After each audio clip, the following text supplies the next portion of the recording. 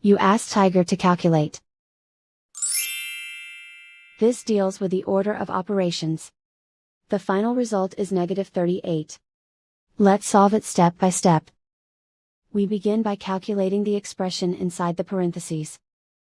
Calculate any addition or subtraction, from left to right. 6 minus 3 equals 3.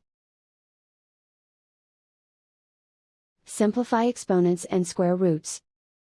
3 to the power of 2 equals 9. Perform any multiplication or division, from left to right. 29 times -1 equals -29.